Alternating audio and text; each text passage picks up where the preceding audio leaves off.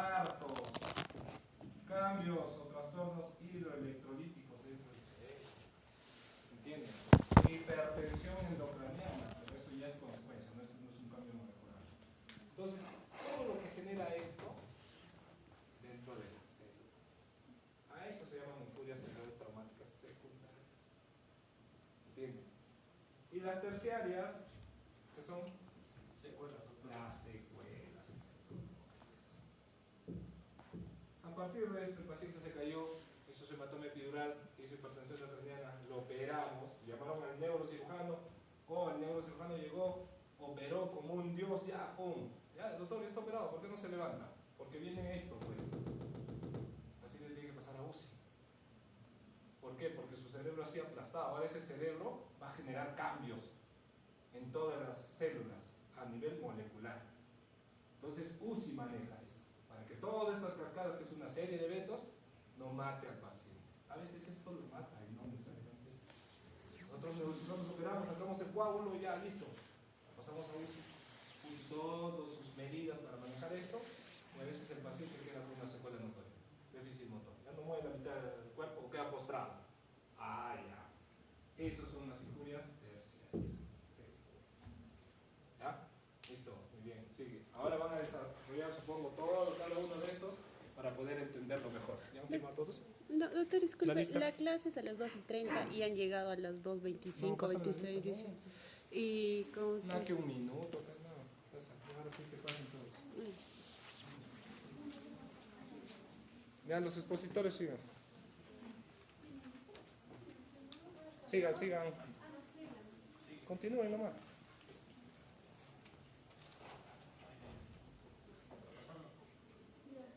Doctor, ¿le ayuda a pasar? No, ahí está, pues, ¿no? Está muy bien. Que pasen tus compañeros antes de seguir.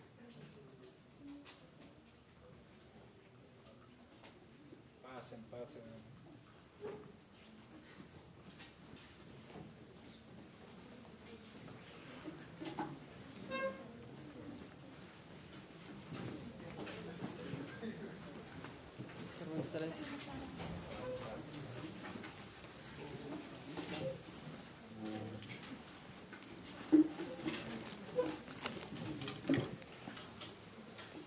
Sigue. Tenemos como la lección primaria la confusión y la convención, donde la confusión va a ser pues el trauma craneal, el cual va a generar la hemorragia del tejido cerebral, también va a presentar lesiones de las fibras nerviosas y el daño celular, ¿no? Y en la conmoción va a ser pues la lesión leve a causa de este trauma o un golpe, el cual en la conmoción sí va a haber una pérdida breve de la conciencia y periodo de amnesia.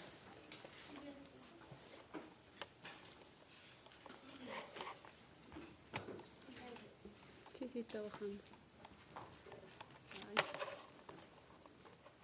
Entonces, como todo se va a deber a un trauma, o sea, una fractura, dentro de las fracturas tenemos a las lineales, a las rompimientos, a la compuesta, a la diastásica y a la basilar.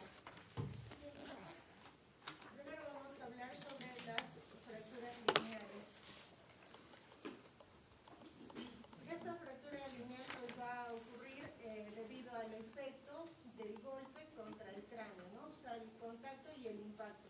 También menciona que esta fractura no va, o mejor dicho, el origen de la fractura no va a tener en cuenta, ¿no? Si el movimiento de la cabeza o la aceleración, ¿no? En el golpe. Siguiente, por favor.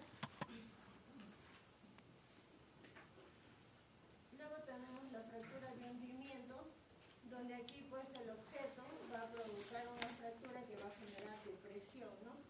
Como vemos acá en la imagen. Está la imagen y está la fractura, está deprimiendo hacia adentro. Siguiente, por favor. Luego tenemos la fractura compuesta, ¿no? Que es la cual va a permitir una comunicación entre la cavidad intracraneal con el ambiente externo, ¿no? Como podemos ver aquí, hay ligeros fragmentos, el cual hace una comunicación. Siguiente, por favor. La diastática, que estas se van a dar en las líneas de sutura del cráneo. Siguiente, por favor. Y la basilar, que bueno, aquí se va a dar en la base del cráneo, ¿no? Donde también en la cara, en los huesos mandibulares y en puntos de impacto alrededor del cráneo. Este tipo de fracturas suele ser con mayor frecuencia en el hueso temporal. Dentro de ellas tenemos la fosa craneal anterior, que se da en un 75%, la fase craneal media, que es un 25%, y la fosa craneal posterior, que se da en un 5%. Dentro de esa fractura, el paciente va a sufrir de rinorragia y otorragia, ¿no? Es una característica muy común. Vuelve Antelo. ¿Cuál es tu apellido? De la fractura. Pasa frente rojas. Viendo las partes del hueso, ¿qué estructuras tiene el hueso histológicamente?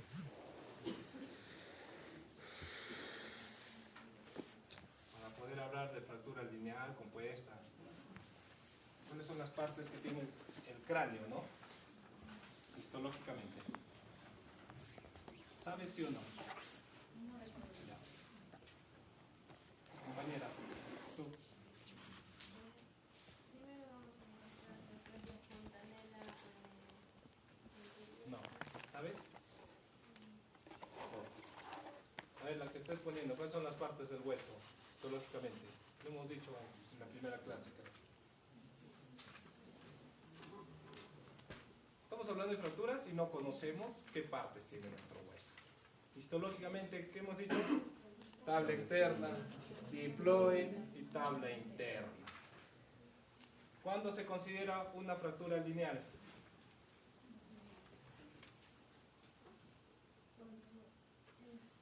Bueno, cuando solo tiene que ver el impacto del objeto contra el cráneo. O sea, como va a haber un movimiento, nos dicen de que esa fractura no se da debido a este movimiento, sino solo al impacto que genera el cuerpo con el cráneo, el objeto con el cráneo. Entonces, cuando la tabla interna está afectada. Cuando no está desplazada. Cuando la tabla interna no está desplazada o no está movida, si podríamos decirlo así, se considera una fractura lineal. La desplazada es cuando la tabla interna, y de hecho pues no, todos sus demás componentes se van a mover. ¿Y cuándo es quirúrgico? Cuando haya una depresión o un hundimiento mayor a 4 a 5 centímetros. 4 o 5 centímetros. No, 1 centímetro. 1 centímetro mayor a ese hundimiento es quirúrgico. Y eso más o menos coincide con lo que es el grosor del hueso. Imagínense mi dedo por el cráneo y se desplaza, eso ya es 1 centímetro, eso es quirúrgico. ¿Ya? Listo, a ver. ¿Cómo se llama? Tú. ¿Cuál de las fracturas es la más peligrosa? No.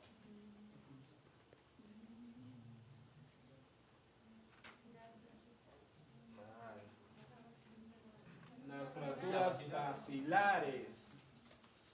Las fracturas basilares tienen que ver con fracturas de la base del cráneo. La base del cráneo. La base del cráneo hemos dicho que tiene 3 fosas, anterior, media y posterior, ¿cierto? Cada una de estas viene asociadas a una clínica, como ha puesto acá su compañera. Si hay una fractura de base anterior, la clínica que me hace sospechar de esto es los famosos ojos de mapache, ¿no? O el equimosis periorbital. Si tengo rinolicorrea, también pienso en fractura de base de cráneo anterior. Fosa media o fosa temporal. Su fractura me va a estar relacionada con el signo de Bartlett o famoso equimosis retroauricular. Puede haber otorragia o otolicorrea. ¿Ya? La fosa posterior son raras. sus fracturas casi no vienen asociadas a una clínica, pero son peligrosísimas. ¿Por qué? Porque la fosa posterior no tolera mucha presión alta. O sea, la fosa posterior es una estructura pequeña. Cualquier colección ahí no necesariamente tiene que llegar hasta los 30 cc. 15 o 10 cc ya puede dar sintomatología. Entonces esas fracturas a veces pasan desapercibidas, pero son peligrosas, sí, así como las vacilares, todas las vacilares. ¿Ya? ¿Qué hago? ¿Qué dicen las guías sobre la fractura lineal? ¿Qué se hace? A ver, acá estamos poniendo. ¿Qué encuentras un paciente con fractura lineal? ¿Qué haces?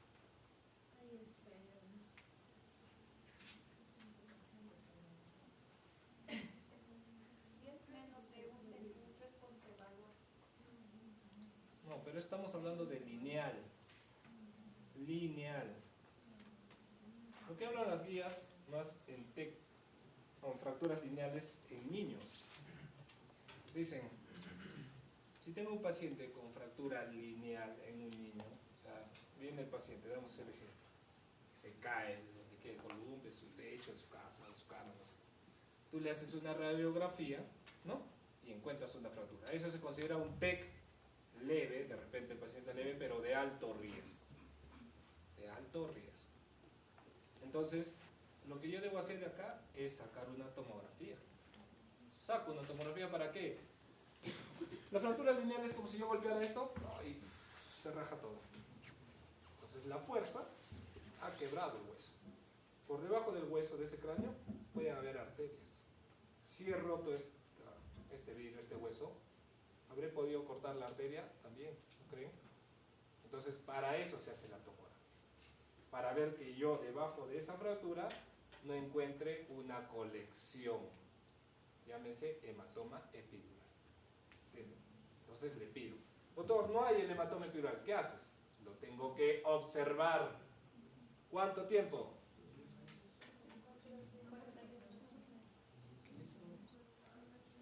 ¿Qué dice? ¿Qué es el tiempo de Petit?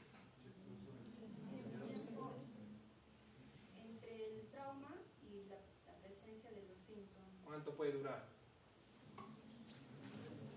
¿Cuánto debo observarlo? 48 hasta 72 horas.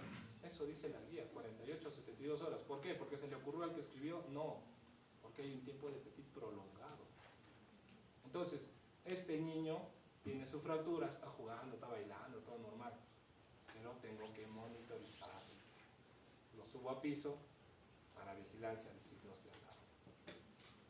Doctor, ¿vigila cuántos? 48 o 72 horas. El paciente no tiene ningún signo, no vomita, no convulsiona, no se queja de dolor de cabeza, ¿no? A las 48 o 72 horas en ocasiones lo puedo dar de alta. ¿Necesitamos una toma de control? No. En niños es evolutivo nada más. En el adulto tal vez.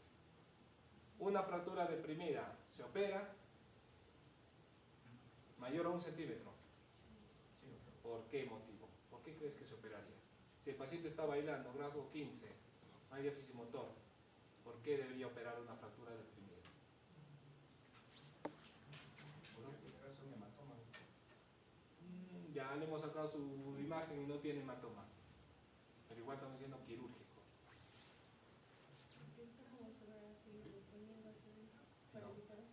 ¿No? Cuando ya la fractura pum, se cayó, se fracturó la cabeza este niño y se hizo su depresión, solamente otra fuerza como esa le empujaría más. ¿Perdón? Podría ser una causa. Si es que tiene una herida abierta, se puede intentar y hacer una meningitis. Estamos hablando del paciente que está en Glasgow 15, porque el paciente que está en Glasgow menos, tiene que operarlo, pues sí o sí, porque ese está asociado a un hematoma, edema, hipertensión endocraniana, no sé. Pero el paciente que está en Glasgow 15 y que tiene una fractura deprimida, se le opera por el alto riesgo epileptógeno que tiene. El cerebro es epileptógeno en todas sus áreas, más el área temporal y el área frontal, son más epileptógenos. Entonces imagínense una fractura, el hueso está hundido, ese hueso está aplastando a nuestro cerebro. Nuestro cráneo ahorita no lo aplasta, ¿no? Algunos inclusive tienen espacio. Pero una fractura deprimida sí, está contactando con la corteza. Entonces esa corteza se está sobreestimulando. El paciente puede generar epilepsias a futuro. Entonces, tenemos que operar. Por ese es el principal motivo. Segundo es la infección. ¿Por qué? Porque esa fractura se ha hundido y puede haber rasgado o roto la dura madre, ¿no creen? Y va a empezar a salir LCR. Y si por ahí tuvo un corte, se va a meter algo y va a ser una meningitis. Por eso las fracturas deprimidas en pacientes con heridas abiertas es una emergencia. Ahí tenemos que operarlo prontamente. Pero las fracturas deprimidas sin heridas abiertas puede ser de forma programada. ¿Ya? Listo.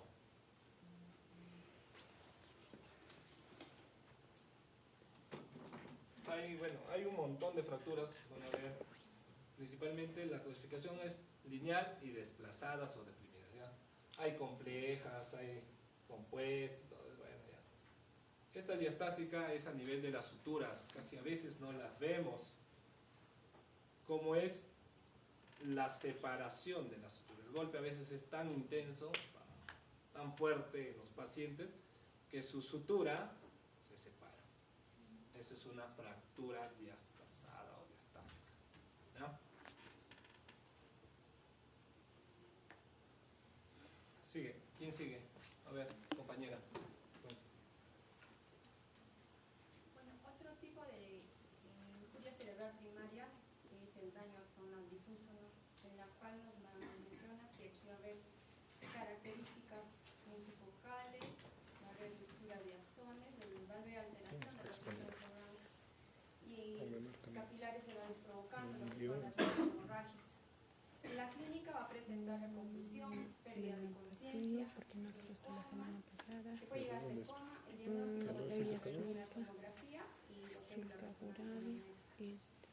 El daño axonal difuso nos menciona que va a presentar fases en la cual la primera se caracteriza por la ausencia de cambios bioquímicos de mielina y en la segunda cambios en las proteínas de mielina, en tercera el edema y la cuarta lo que es la atrofia cerebral.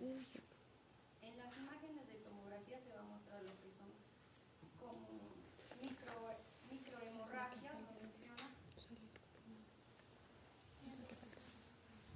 Ya, a ver, en tus palabras. No, anterior.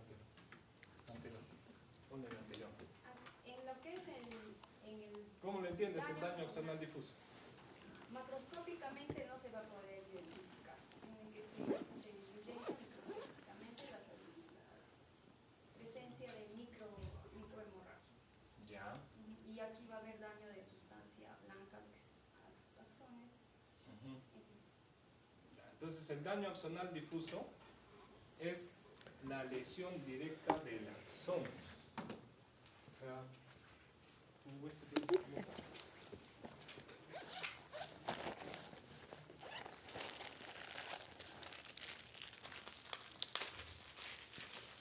Gracias.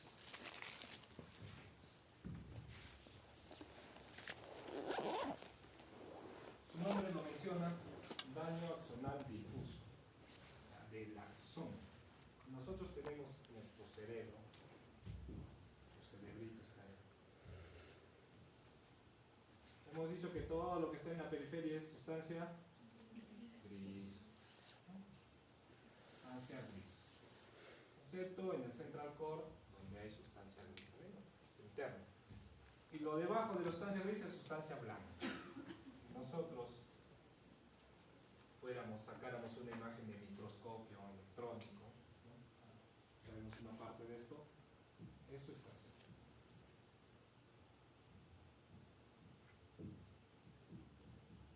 Esta es sustancia gris, ¿ya?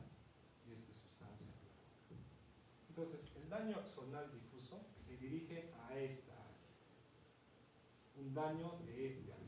Se rompe, se distiende, se elonga, no sé, que desee. Ya. Pero eso es microscópicamente. Nosotros no lo vamos a ver. Bien difícil. Excepto sea un daño severo. Ahí sí, el hallazgo patognomónico, ¿cómo se llama? El daño axonal difuso severo. Porque el leve, el moderado, a veces no se ve. ¿Cuál es el hallazgo patognomónico?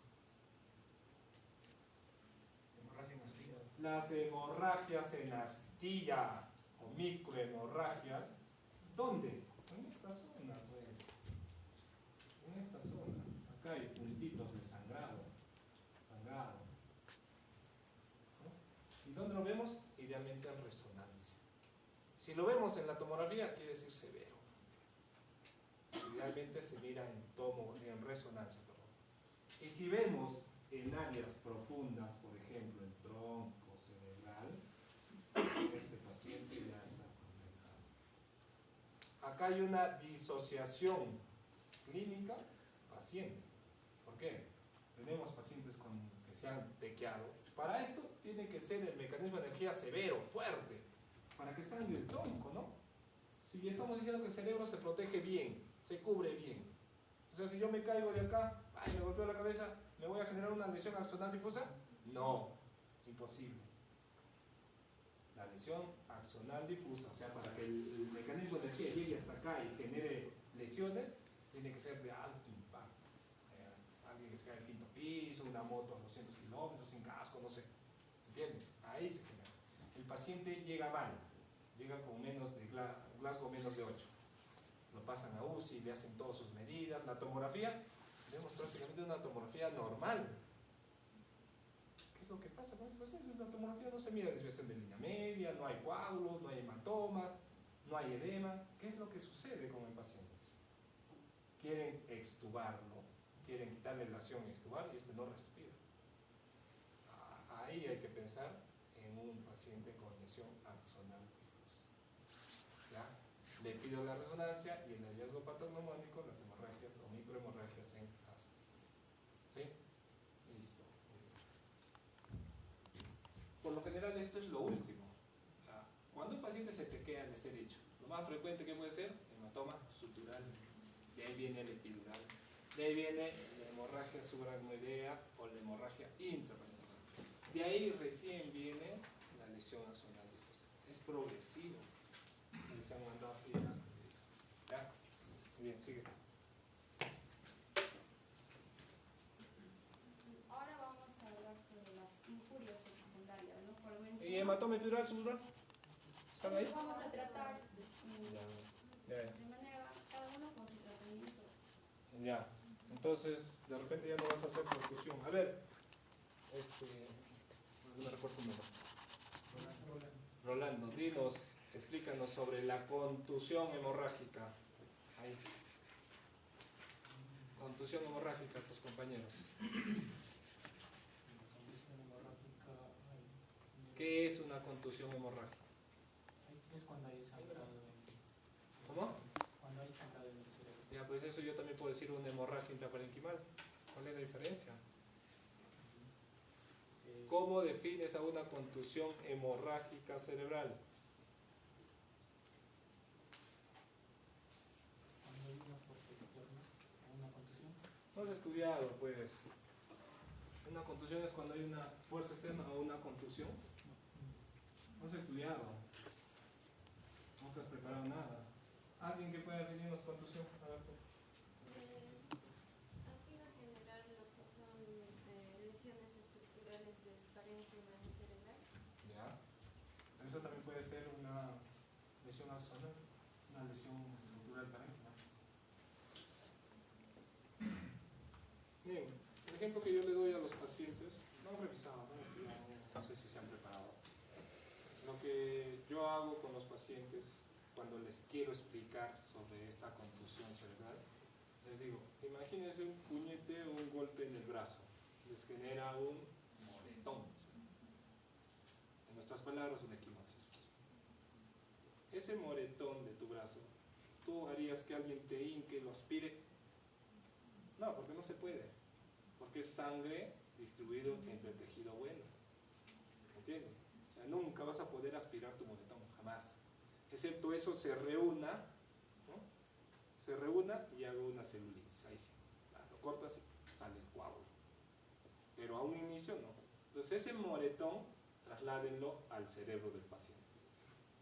Esa es una contusión hemorrágica. Son lesiones hemorrágicas difusas del parénquima cerebral, que solo puede evidenciar con imagen. Y son similares a focos coposos o copos de nieve. Imagínense así, al cerebro, ¿no? Una contusión hemorrágica frontal. Lo voy a ver así. Así yo veo la contusión. Entonces, estas contusiones, si son pequeñas, no son recomendables operarlas. ¿Por qué? Porque usted me va a decir, doctor, usted está diciendo que está distribuido sangre en tejido bueno. Si yo entro a operar esto, todo esto me voy a llevar. Entonces, ¿te gustaría que a ti, por este hematoma, un moretón que tienes, que te saque todo el músculo bíceps? No, mejor déjalo así y va a desaparecer mi moretón. Igualito pasa con la contusión. Lo dejamos así, pero esto genera hinchazón, pues, ¿no? Se hincha, se dermatiza. Si es pequeño, solamente le damos su tratamiento antiedema, osmótico, malitol, solución salina. Damos tratamiento sintomático de las convulsiones, cefalea, vómitos, no sé. Y esto se reabsorbe, va desapareciendo, chiquitito, chiquitito, bla.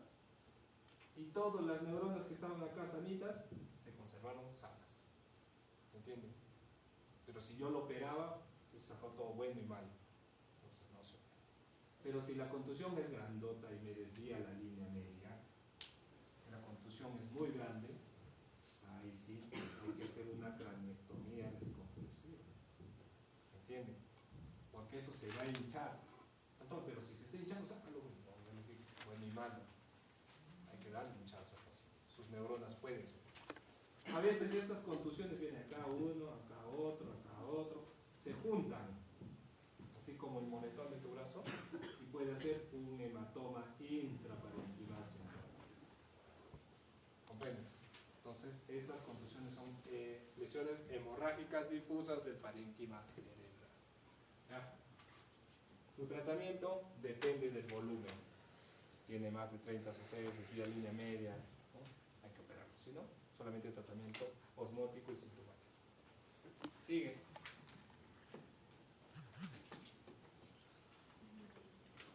Ahora, para continuar, ahora vamos a hablar sobre las injurias cerebrales, injurias secundarias, en la cual, como les mencionó, viene a ser la alteración tanto molecular, metabólica, que va a ocurrir a nivel cerebral.